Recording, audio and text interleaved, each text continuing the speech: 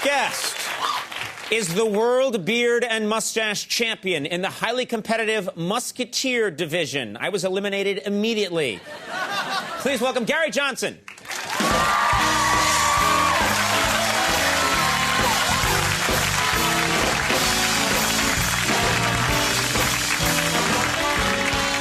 Wow, killer stash, dude. Look at that thing. Thank you. Look at that. Just angle out a little bit. Let's look straight out. Let's get a look at this thing. Let's get in here nice and tight. This is gorgeous. Yeah. Well, it's... Yeah. Now, this is serious stuff. Let's get into this. Oh, you bet. You bet. You won the world championship in the Musketeers division. Is that right? And and this is the Musketeer look right here. Well, kinda. Okay. All right. I got into a little bit of trouble over that. You got into trouble. Now, this is what I understand. It was very...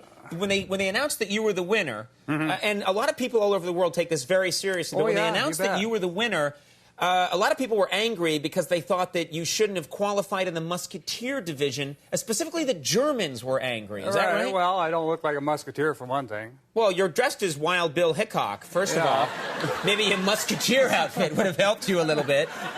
Well, yeah, because the two guys that I beat, were previous world champions, and they both look like musketeers. Oh, that just must drive them crazy. Two German guys are like, "Was ist los?" Oh, he said something like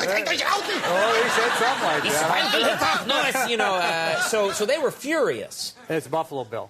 Buffalo Bill. That's what the BB's for. Oh, okay. Sorry about that. I didn't mean to get you I'm trying to get this right. All right. So let's talk about, first of all, how long, when did you know that you had a beard and mustache that could take you to the top? When did you know? Was there a certain point where you looked in the mirror and you just thought, this is it? I've known it all my life. Right. To tell you the truth. You had that when you were like 11? No.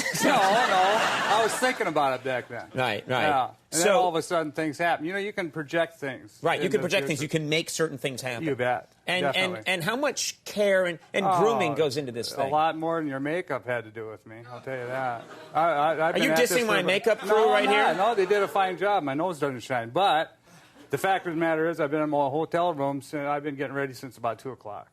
So 2 o'clock, from 2 o'clock today, and this is now 12:30 at night. Right. Well, give or take. I had to stop. You're not helping, by the way. Anyway, so it's been over 40 hours. I'm not good at math, but you've been. What have you got in that stash? What you got in there? It's wax. That's wax. It's a combination of wax. There's a variety of things that they put in there, and they're all waxes. Okay. And what it does is, when you tell your mustache, if you work it up and you start putting it in there, because this is a real mess when I start out. Right. I mean, so you don't wake up in the morning like that. No. Like, this thing's probably bent a little bit from the pillow. And easy now. That thing has a cookie hanging off of it.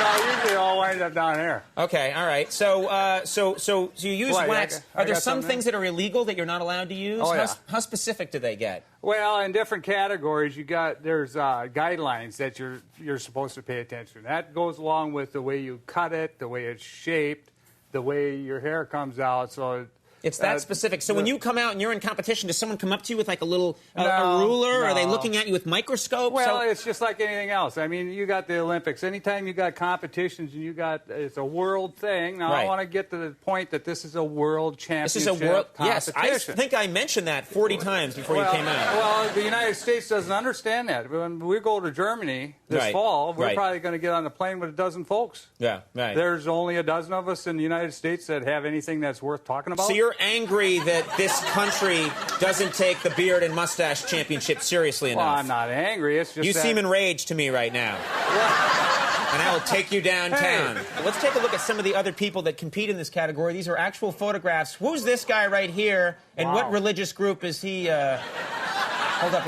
What is that thing called right there? I don't know. All right. Well, really good to have you out. Have an expert fly in and tell us everything we need to know. I'm sorry, I didn't recognize him. All right, well, let's move on. Let's see what's another one. Now tell us. Yeah. Who is this? Do you know this guy? Oh, yeah. Who is this guy? You met him? Yeah. How does he get into his house at night? I don't understand. How does he go anywhere, this guy? Sideways. He goes in sideways. Yeah, Very nice. When they had the banquet, there's a lot of guys that had to go through things sideways. Right. And, okay, let's keep, there's more here. I think we have more. What's the next one right there? Oh, hey, there's Fritz. That's my buddy Fritz. This is your buddy Fritz? Yeah, he had to borrow my gun and my knife to go up on stage. Okay, why did he need your gun and knife on stage? Well, he felt If I saw a guy like that with a gun and a knife, I would get security right away. Well, he felt uncomfortable being on stage without it. I don't know why is he went for an asymmetrical look? That's very interesting to me. He's got the curl on one side and then the daring Nike swoosh going the other way. Right. I understand that's a trademark infringement. Well, and let's move on to this final guy here. Oh, not this. This guy here is just. He's a hell of a dancer too. That guy. He's in an pa band, isn't he? No, we were doing that around when we were doing the competition. He's a good dancer? Halftime, yeah. He's a killer dancer. Well, we got to entertain a little bit, too. All right, and finally, I think there's another one here. Let's take a look. Okay, I saw this one earlier. This guy looks like he's just being attacked by two rabbits. But you know what? I saw this one earlier, and I said, am I wrong? Doesn't that look like David Letterman a little bit? And put up a picture of David Letterman. There we go. Yeah, I think it is David Letterman. Let's add the beard to that guy and see if I think when Dave says he's leaving for St. Bart's for a week, we know where he's going. All right, well, that's all fascinating stuff. You can all learn more about this at worldbeardchampionships.com. And if you have a crush on Gary, that's crush.com. But thank you very much, Gary Johnson. Good to have you here. Good job. We'll take a break. We'll be right back.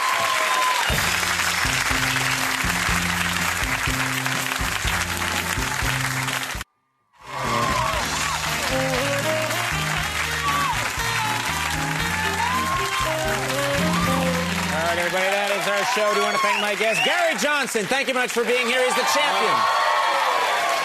Our thanks to The Rock for stopping by. Big thanks to Brittany Snow for being here. And, of course, Max Weinberg and the Max Weinberg 7. Take your last call with Carson Daly. Goodbye, everybody. Goodbye.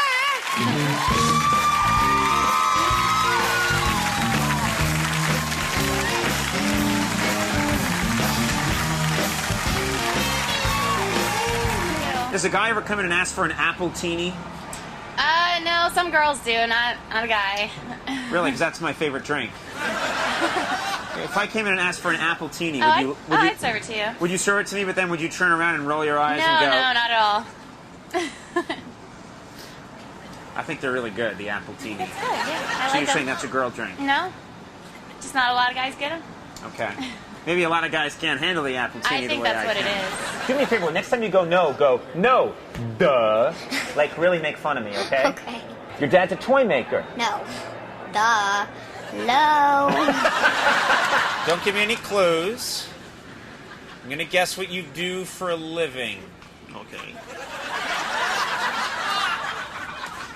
Cab driver. You're a cab driver? Yeah!